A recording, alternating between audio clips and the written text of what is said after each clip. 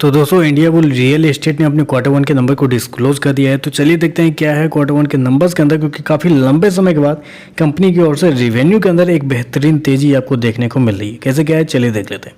Data basically millions में दिया हुआ है, मैं आपको करोड़ में कन्वर्ट करके समझाता हूँ कैसे क्या हुआ है। पिछले क्वार्टर में कंपनी ने 108 करोड़ का रिवेन्यू जनरेट किया था ऑपरेशन के थ्रू। पिछले साल 151 करोड़, अभी देखें तो बढ़ के 195 करोड़ कंपनी का रेवेन्यू आता हुआ देखने को मिल रहा है। तो साल दर साल अप्रोक्सीमेटली 30% के आसपास का जंप आपको देखने को मिला है कंपनी के रेवेन्यू के अंदर। वहीं अगर क्वार्टर जाते हैं तो क्वार्टर कंपनी के रेवेन्यू के अंदर एक बेहतरीन तेजी है। अप्रोक्सीमेटली आप बोल सकते हैं 88% के आसपास का जंप है। तो साल दर साल क्वार्टर कंपनी का जो रेवेन्यू है वो बड़े लार्ज अमाउंट में आपको बढ़ता हुआ देखने को मिल रहा है।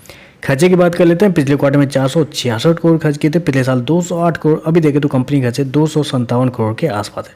तो खर्चे भी देखें तो खर्चे ठीक है, कुछ ज़्यादा ऊपर नीचे नहीं है, ऑलमोस्ट कंट्रोल में ही देखने को मिल रहा है। चलिए कंपनी का नेट प्रॉफिट क्या निकल के आता है वो देख लेते हैं। पिछले क्वार्टर की बात करें तो पिछले क्वार्टर में कंपनी का, हालांकि कंपनी लॉस में डील करी बहुत लंबे समय से, तो पिछले क्वार्टर में कंपनी का लॉस 375 करोड़ था, पिछले साल 51 करोड़ का लॉस, जबकि अभी देखें तो कंपनी का लॉस बढ़ के 679 करोड़ के आसपास आपको देखने को मिल रहा है। तो कंपनी का लॉस बहुत लार्ज स्केल का आपको बढ़ता हुआ देखने को मिल रहा है। अप्रोक्सीमेटली बोल सकते हैं 12 गुना कंपनी का लॉस बढ़ता हुआ देखने को मिला है साल दर साल।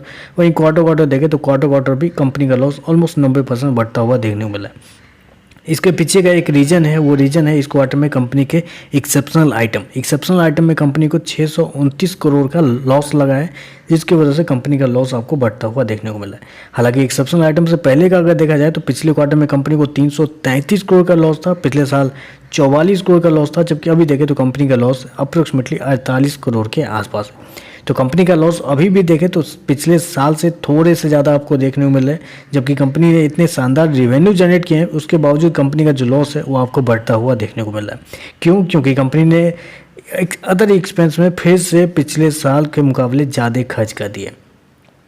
और क्वार्टर देखें तो क्वार्टर बहुत शानदार है। कंपनी का 333 करोड़ के मुकाबले मात्र 47 करोड़ के आसपास का लॉस बचा है, वो एक अच्छी बात है। लेकिन साल दर साल देखें तो कंपनी का लॉस अभी भी आपको बढ़ता हुआ देखने को मिला है।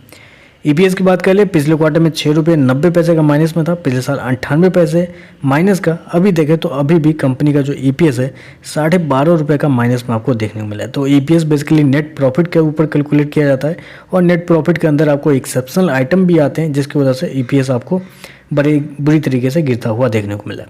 ओवरऑल देखें तो मेरे हिसाब से जो कंपनी के नंबर दिए गए रेवेन्यू वाइज तो बहुत शानदार दिए गए हैं। हालांकि कंपनी ने एक्सपेंस पे कंट्रोल अभी भी नहीं किया है। जैसे ही कंपनी जिस क्वार्टर में अपने एक्सपेंस पे कंट्रोल कर लेगी, कंपनी घाटे से मुनाफे में आती हुई देखने को मिल जाएगी, क्योंकि कंपनी का रेवेन्यू बहुत शानदार होते हुए देखने को मिला है। तो बस आज के लिए बस इतना ही। वीडियो पसंद आए तो लाइक कीजिएगा, साथ में साथ चैनल को सब्सक्राइब जरूर कीजिएगा। धन्यवाद।